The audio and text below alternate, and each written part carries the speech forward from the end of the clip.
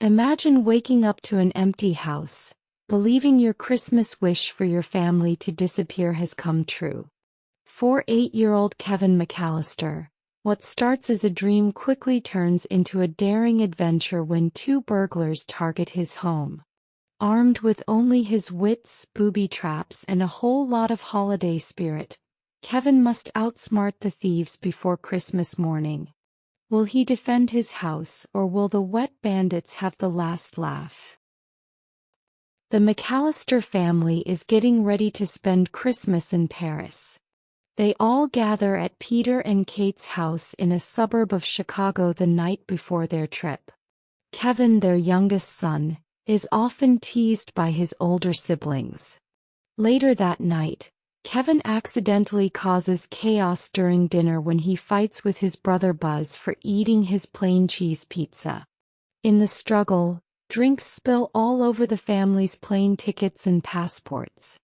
His mother gets angry and as a punishment, Kevin is sent to sleep in the attic, where he angrily tells his mother that he wishes his family would disappear. The family consists of Kevin's older sister Linny, his older brothers Jeff and Buzz, and his oldest sister Megan. Also present are Uncle Frank, who is Peter's rude older brother, and Aunt Leslie. There is also Heather, Kevin's oldest cousin, along with his older cousins Sandra, Rod, Tracy, and Stefan. His younger cousin Brooke and youngest cousin Fuller are also there. Uncle Rob, who is Peter and Frank's younger brother, is present with his wife Georgette and their children Heather and Stefan. That night, strong winds cause a power outage which resets all the alarm clocks. As a result, the family wakes up late and rushes to the airport in a panic. In the confusion, Kevin is accidentally left behind.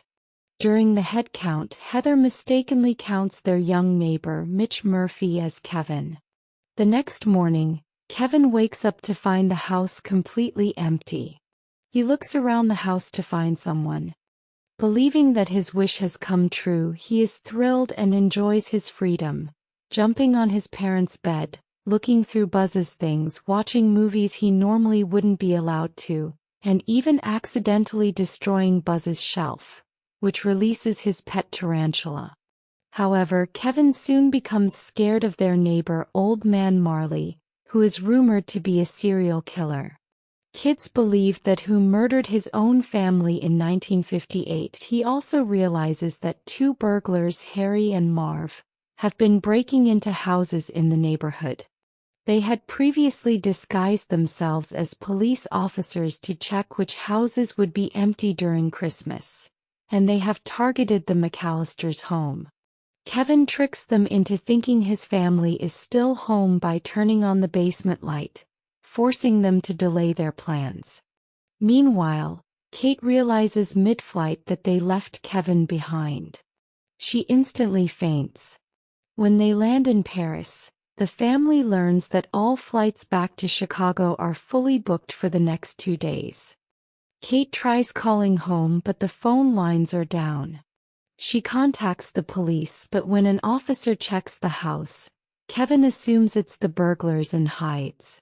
The officer believes no one is home and leaves. Peter and the rest of the family stay at his brother Rob's apartment in Paris while Kate desperately tries to get home. She finally gets a flight to Dallas but can only make it as far as Scranton, Pennsylvania. Unable to find another flight, she is overheard by Gus Polinski, a kind-hearted polka band leader, who offers her a ride to Chicago in their van. Kate gratefully accepts. Harry and Marv eventually figure out that Kevin is home alone. They confirm this after hearing a message on the answering machine while robbing a house next door. That day they see Kevin at a store and chase him, but he escapes and hides inside a church. That night, Kevin sets up cardboard cutouts to make it seem like there is a party in his house, hoping to scare them off. However, on Christmas Eve, Kevin overhears them outside, planning to break in that night after watching the house all day and seeing no family members come or go. Feeling lonely, Kevin visits a Santa Claus impersonator and asks if he can bring his family back for Christmas.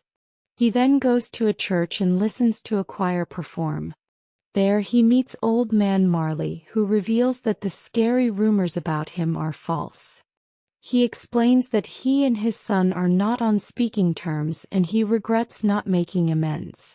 Kevin encourages him to fix things before it's too late. Kevin then goes home and sets up a series of booby traps throughout the house. Kevin puts toy cars in front of the door and greases the stairs. He puts burning iron rod on doorknob. Kevin makes many traps around the house. He then ties the rope on the tree house, which is connected through attic. At 9 p.m. Harry and Marv break in and immediately trigger the traps.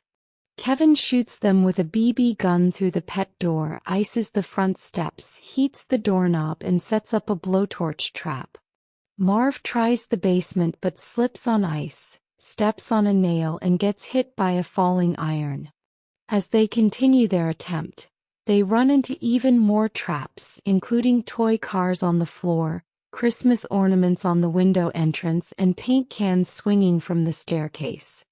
At one point, Kevin's pet tarantula lands on Marv, causing him to panic and accidentally hit Harry with a crowbar. Kevin eventually lures them into a neighbor's house they previously robbed and calls the police.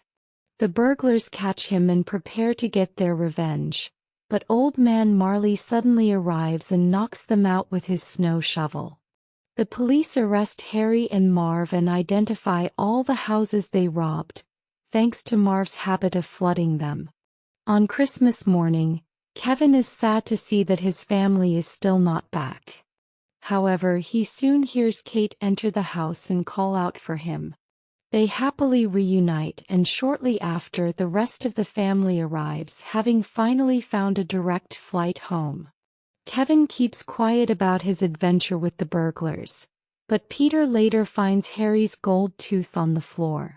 Meanwhile, Kevin looks outside and sees Old Man Marley reuniting with his son, daughter-in-law and granddaughter. Marley notices Kevin and gives him a grateful wave, which Kevin happily returns. Subscribe to our channel. It will motivate us to bring more movie recaps for you.